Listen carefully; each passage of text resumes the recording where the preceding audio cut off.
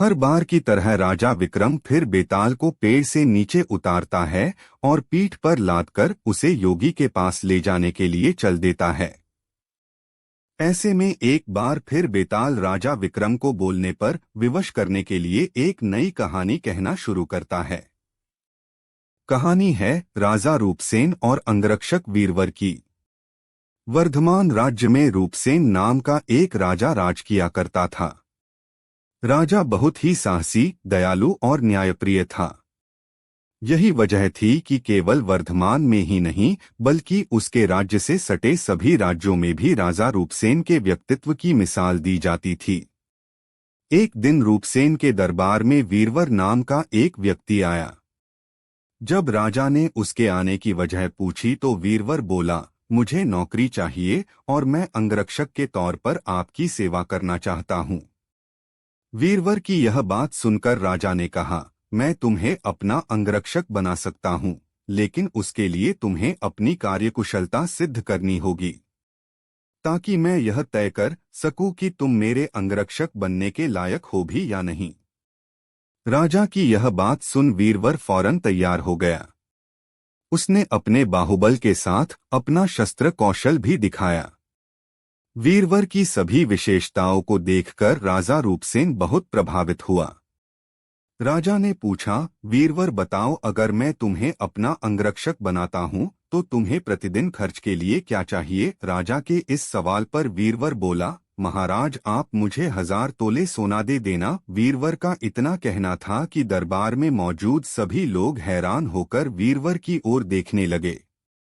राजा रूपसेन भी वीरवर की मांग पर आश्चर्य में पड़ गया। हो भी क्यों न, वेतन के रूप में वीरवर ने इतनी बड़ी रकम जो मांग ली थी। राजा ने गंभीर होकर वीरवर से पूछा, तुम्हारे परिवार में कितने लोग हैं? वीरवर ने उत्तर दिया, कुल 4 महाराज, मैं, मेरी पत्नी, एक बेटा और एक बेटी। वीरवर का जवाब सुन राजा ने मन ही मन सोचा कि आखिर 4 लोगों के भरण पोषण के लिए इसे इतने धन की क्या आवश्यकता। फिर कुछ सोचकर उसने वीरवर को 1000 तोला सोना प्रतिदिन बतौर खर्च देने की बात मान ली। काम सिर्फ इतना था कि उसे हर रात राजा की सुरक्षा के लिए राजा के कक्ष के बाहर पहरा देना था। राजा यह जानना चाहता था कि वीरवर इतने धन का क्या करेगा। उसने वीरवर को 1000 तोला सोना देकर रात में नौकरी पर आने को कहा और गुप्त रूप से कुछ सैनिकों को उसके पीछे लगा दिया। वीरवर नौकरी और मनचाहा वेतन पाकर बहुत खुश हुआ। वीरवर सोना लेकर खुशी खुशी घर गया और आधा सोना ब्राह्मणों में बांट दिया। बाकी जो आधा बचा उसके 2 हिस्से किए। एक हिस्सा वैरागियों, सन्यासियों और मेहमानों को दिया। फिर बचे हुए सोने से अनाज मंगाया और बढ़िया पकवान बनवाए। तैयार पकवान को पहले गरीबों को खिलाया और फिर उसके बाद जो बचा उसे अपने परिवार के साथ मिल बांट कर खाया। वीरवर प्रतिदिन इसी तरह सूरज ढलते ही महल पहुंच जाता और राजा की सुरक्षा में तैनात रहता। जब भी राजा को किसी भी चीज की जरूरत होती, वीरवर हमेशा हाजिर रहता। ऐसे ही देखते देखते कई माह गुजर गए। एक रात कुछ अजीब घटना घटी। राजा ने आधी रात किसी स्त्री की रोने बिलखने की आवाज सुनी। स्त्री की आवाज सुन राजा बहुत हैरान हुआ।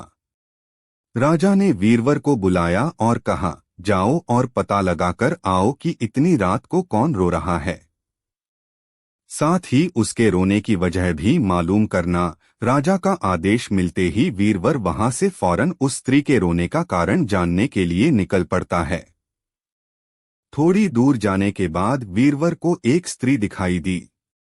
वह स्त्री सिर से पांव तक गहनों से लदी हुई थी। वह कभी नाचती, कभी कूदती और कभी सिर पीट पीट कर रोती। यह सब देख वीरवर उस स्त्री के पास गया। उसने स्त्री के ऐसा करने के पीछे का कारण पूछा। वीरवर के पूछने पर स्त्री बोली, मैं राजलक्ष्मी हूँ। रोती इसलिए हूँ कि राजा रूपसेन की जल्द ही मौत होने वाली है। उनकी कुंडली में अकाल मृत्यु लिखी है।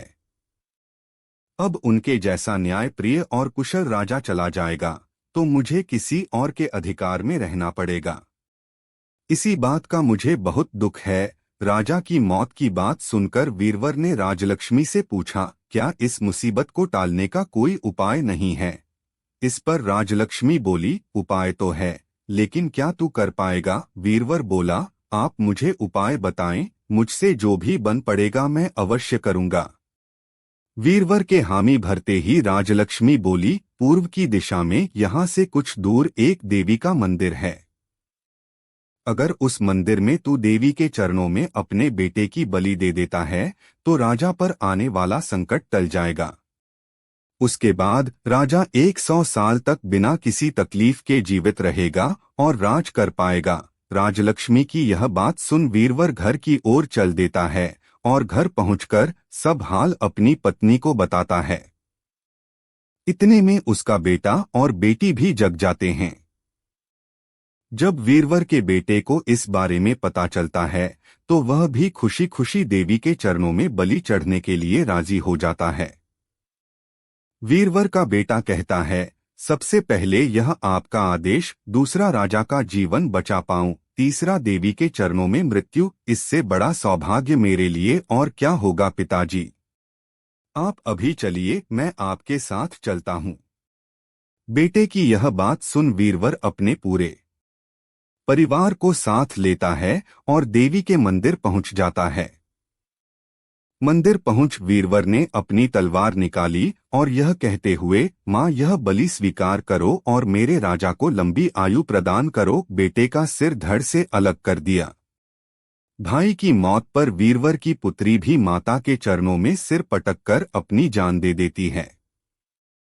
पुत्र और बेटी दोनों के मर जाने पर वीरवर की पत्नी कहती है, पुत्र और पुत्री दोनों को खोने के बाद मैं भी जीना नहीं चाहती। इतना कहते हुए वीरवर की पत्नी वीरवर के हाथ से तलवार छीन अपना शीश माता के चरणों में चढ़ा देती है।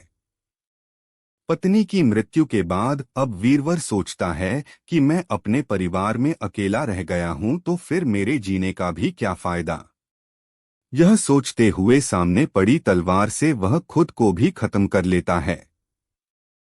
जब इस बारे में राजा रूपसेन को मालूम हुआ तो वह भी मंदिर पहुंचे और सारा नजारा देख बहुत दुखी हुए। उन्होंने सोचा कि मेरी जान बचाने के लिए 4 लोगों ने अपनी जिंदगी गंवा दी, ऐसे में धिक्कार है मेरे राजा होने पर, ऐसे जीवन का मैं क्या करूंगा। बस यही सोचकर राजा अपनी तलवार खींच लेता है। राजा अपनी तलवार से अपनी गर्दन काटने जा ही रहा था कि तभी अचानक वहां देवी प्रकट हो जाती हैं। देवी कहती हैं, राजन मैं तेरे साहस से प्रसन्न हूं। तू जो भी वर मांगेगा तुझे वह हासिल हो जाएगा। देवी की यह बात सुन राजा कहता है, देवी आप वीरवर और उसके परिवार को जिंदा कर दो। देवी तुरंत वीरवर और उसके पूरे परिवार को दोबारा जिंदा कर देती हैं। इतना कहकर बेताल बोला, बताओ विक्रम, इन सब में सबसे बड़ा बलिदान किसका? विक्रम बोला, बेताल सबसे बड़ा बलिदान राजा का हुआ। बेताल ने पूछा, वो क्यों? विक्रम बोला, सुनो, पिता की आज्ञा का पालन करना पुत्र का धर्म होता है। सेवक का अपने राजा के लिए अपने प्राण दे देना उसका कर्म। वहीं अगर राजा अपने सेवक के लिए अपनी जान देने को तैयार हो जाए तो वह बड़ी बात है। इसीलिए राजा का बलिदान ही सबसे बड़ा हुआ। विक्रम से यह जवाब पाकर बेताल कहता है, बहुत खूब विक्रम, तूने सही जवाब दिया, लेकिन तू भूल गया, मैंने कहा था कि तू बोला तो मैं चला। इतना कहकर बेताल फिर वहीं पेड़ पर जाकर उल्टा लटक जाता है। एक सच्चा राजा और नेता वो होता है जो अपनी प्रजा के लिए हमेशा समर्पित रहता है और उसके लिए जान की बाजी भी लगाने को तैयार रहता है। वर्धमान नगर में रूपसेन नाम का राजा राज करता था। एक दिन वह यहाँ वीरवर नाम का एक राजपूत नौकरी के लिए आया। राजा ने उससे पूछा कि उसे क्या देना चाहिए तो उसने उत्तर दिया, 1000 तोले सोना। आश्चर्यचकित होकर बड़ा आश्चर्य हुआ। राजा ने पूछा, तुम्हारे साथ कौन कौन है? उन्होंने जवाब दिया, मेरी औरत, बेटा और बेटी। राजा को और भी अचंभा हुआ। आखिरकार 4 जेन 3 धन का क्या होगा। फिर भी उसने अपनी बात मान ली। उस दिन से वीरवर रोज 1000 तोले सोना भंडारी लेकर अपने घर आता है। आधा ब्राह्मणों को बांट देता है, बाकी के 2 हिस्से जिनमें एक उदाहरण वैरागियों और संतों को दिया जाता है और दूसरे से भोजन बनवाकर पहले गरीबों को खिलाया जाता है, उसके बाद जो बचाता है उसे स्त्री पुरुष को खिलाया जाता है, अपना खाता। काम ये था कि शाम होते ही ढालतल लेकर राजा के पलंग की चौकीदारी करते हैं। राजा को जब भी रात मिलती थी वह हाजिर रहता था। एक आधी रात को राजा मरघट की ओर से किसी के रोने की आवाज आई। उसने वीरवर को बुलाया तो वह आ गई। राजा ने कहा, जाओ पता लगाओ कि इतनी रात को कौन रो रहा है या क्यों रो रहा है। वीरवर वहां से चला गया। मरकट में उत्पाद समीक्षा और क्या है कि सिर से पांव तक एक महिला गहनों से लड़ी कभी नाचती है, कभी कूदती है, सिर पीट पीट कर रोती है, लेकिन उसकी आंखों से एक सुंदर आंसुओं की कोई कमी नहीं थी। वीरवर ने पूछा, तुम कौन हो, रोटी क्यों हो। उन्होंने कहा, मैं राजलक्ष्मी हूं। रोटी इसलिए है कि राजा विक्रम के घर में खोटे काम होते हैं, इसलिए दरिद्रा का चित्र वाला है। मैं वहां से चल जाऊंगी और राजा डूब ही 1 महीने में मर जाएंगे। आश्चर्यचकित वीरवर ने पूछा, इससे बचने का कोई उपाय है। स्त्री बोली, हाँ है, यहाँ से पूरब में एक योजना पर एक देवी का मंदिर है। अगर आप उस देवी पर अपने बेटे का चश्मा उतार दें तो 2 विपत्तियां आ सकती हैं। फिर राजा 100 बरल तक बेखटके राज करेगा। वीरवर घर आया और अपनी स्त्री को जगाकर सब हाल कहा। स्त्री ने बेटे को जगाया, बेटी को भी जगाया। जब बालक ने एकांत में बात की तो उसने खुश होकर बोला, तुमने मेरा शीशा जरूर देखा। एक तो आपकी आज्ञा, दूसरा स्वामी का काम, तीसरा यह देह देवता पर चढ़े, इससे भारी बात और क्या होगी। आप जल्दी करें। वीरवर ने अपनी महिला से कहा, अब तुम बताओ। स्त्री बोली, स्त्री का धर्म पति की सेवा करना है। निदान चारों ओर जैन देवी के मंदिर में खोजे। वीरवर ने हाथ जोड़कर कहा, हे देवी, मैं अपने पुत्रों को बलि देता हूँ, मेरे राजा की 100 साल की उम्र हो। इतना काला शीशा जोर से खांडा मारा कि लड़के का शीशा धड़ से अलग हो गया। भाई का ये हाल देखकर बहन ने भी खांडे से अपना सिर अलग कर डाला।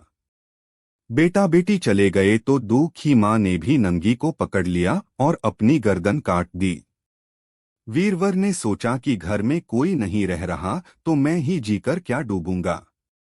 उसने भी अपना सिर कट डाला। राजा को जब यह अप्रत्याशित हुआ तो वह वहीं आ गया।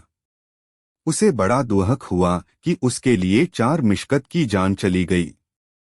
उसे लगा कि ऐसा राज करने से धिक्कार है। यह सोच उसने तलवार उठा ली और जैसे ही अपना सिर काटने वाला हुआ कि देवी ने अपना हाथ पकड़ लिया। बोली, राजन, मैं टूर एडवेंचर से आकर्षित हूँ। तू जो वर मांगेगा सो दूंगी। राजा ने कहा, देवी, तुम्हें पसंद हो तो इन चारों ओर जिला दो। देवी ने अमृत छिड़ककर चारों ओर से फिर से जिला दिया। इतना खुला बेताल बोला, राजा, बताया, सबसे ज्यादा पुण्य किसका हुआ। राजा बोला, राजा का।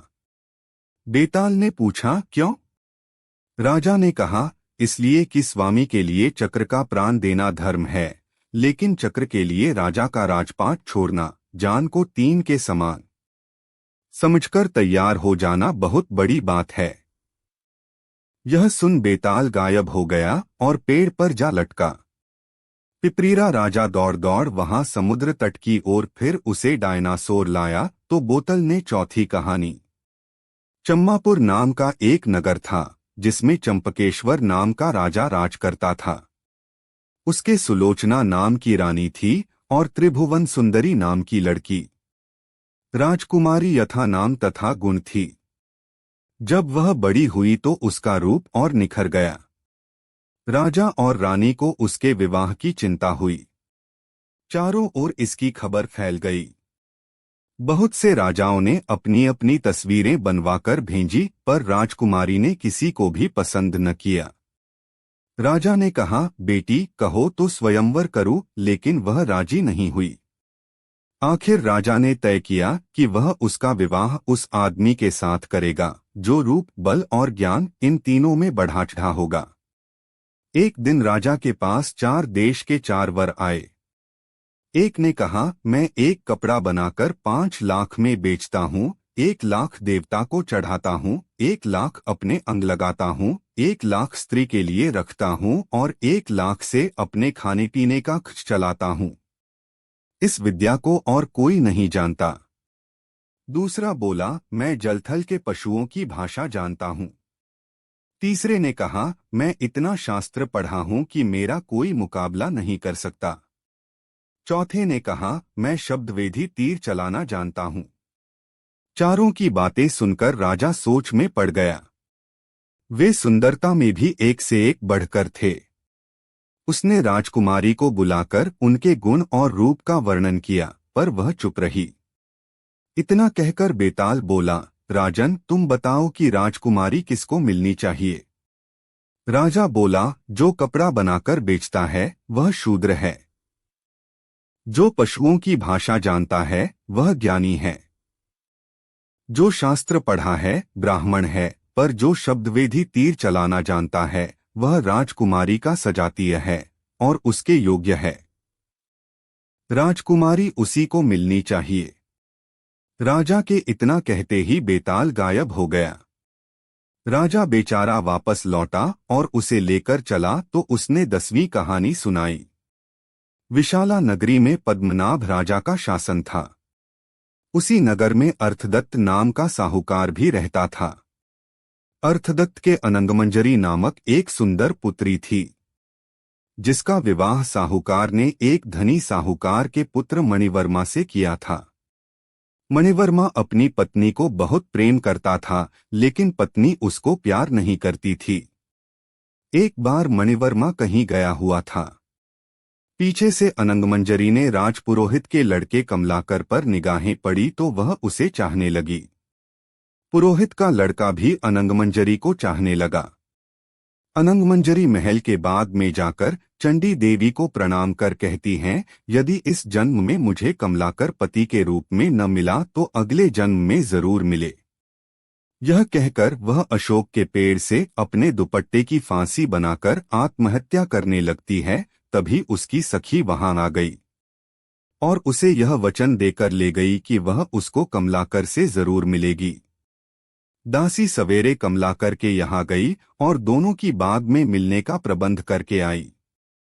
समय पर बाग में कमलाकर आया और उसने आनंद मंजरी को देखा। खुशी के मारे अनंगमंजरी के हृदय की गति रुक गई और वह मर गई। उसे मरा हुआ देखकर कमलाकर का दिल भी फट गया और उसकी भी मृत्यु हो गई। उसी समय मणिवर्मा वहां जाता है और अपनी पत्नी को पराई पर पुरुष के साथ मरा हुआ देखकर बहुत दुखी होता है।